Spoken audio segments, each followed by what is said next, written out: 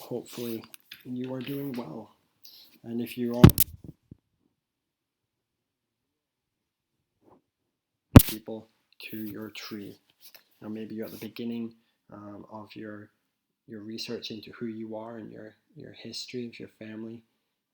Maybe you want to find more people, but if you know some people, then this is what we're going to help you with today. So you're going to go into your tree, and you have some different options for the lookout. You can see I like mine quite dark and the black, that you can just change by invert the colors. It's white, invert them there. You can choose how it's viewed. I prefer landscape, horizontal left to right. Some people prefer portrait, up and down. Once you get going in that, I think the fan chart's pretty cool. You can choose how many generations, and it shows you all your generations. On the left hand side, you can zoom in and out. It can also show you where work that you're missing is. So I can see I've got people here and here that I haven't found yet information on.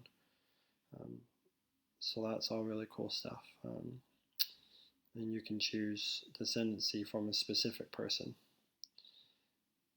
I'm going to keep mine on landscape, and what I'm just going to do is imagine, let's say, it's a bit hard because I've got all these people already in, so I'm going to try and find a tree here that we don't have to show you.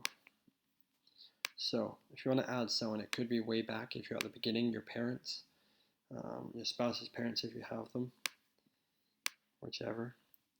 And you're going to go add, so you'd add your father or your mother. And here you're going to add the names, right? So you're going to add whoever the first name is, first last name, if they're male or female, not involving the political correctness, but were they born male or were they born female? They're deceased or living. It's very important here. It is extremely difficult to change somebody on Family Search from deceased to living. So if you put them down as deceased by accident, it's very difficult to change that. And so you're better off if you're unsure, and that could be for people born in the 1900s, going back 1 or 2 generations, you're not sure. You're best off just put living for now until you have information. Otherwise, you just put the deceased, and then you want to put in the information that you have, if you have any. If you don't have any, that's fine. And then you're going to hit next. Now, when you hit next, you'll have another box come up. And that box, I'm not going to do it because that would mean I'd create a person, and I don't have a person to create. I don't want to create random people. But another box will come up, and that box will have information of the person that you are creating, and it might have somebody that information is very similar. There's lots of lines on your tree, so there might be somebody that's already created this person, in which case you would just click on this new person and merge it. If it's the right one, you would first view the information. If it's not, or you're not sure, especially if you're not sure, you just create the new person. And when you've done that, they will come up and show. And so that is an easy way of just adding the person. Similarly, if you go into a person, if I go into Emma here, I go into Emma, into her page, and I've got the information here. I've got their children, but I don't have her parents. I can go in here and I can just hit add parent, and it shows the same information. And so that is how you add people to your tree.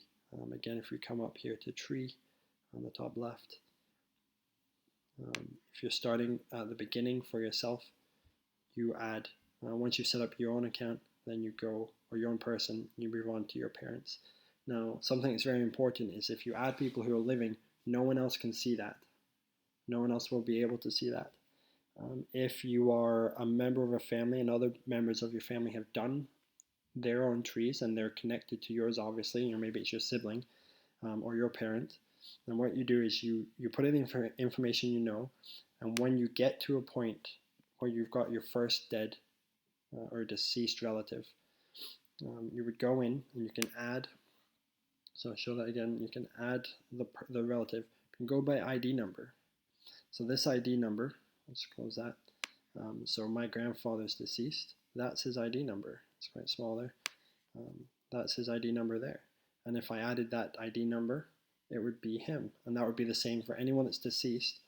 You want to have them all like that. So you want to have them all the same. And so if you've got multiple siblings and a grandparent passes away, you can all add that one grandparent instead of having a wide number of them. So it's important to know how to add people and make sure that you understand that nobody will be able to see any other page for anybody who's living, not even yourself. They'll all have different IDs. So my ID, as I am living, nobody else would be able to see that. If you looked that up, you would not find me. But when the time comes that I'm deceased, that can be updated. And when I'm deceased, anyone else who's got me on their tree, if I'm related to, would be able to put in the ID of myself and be able to go from there. So hopefully that helps. And if you have any questions, feel free to send me a message or something.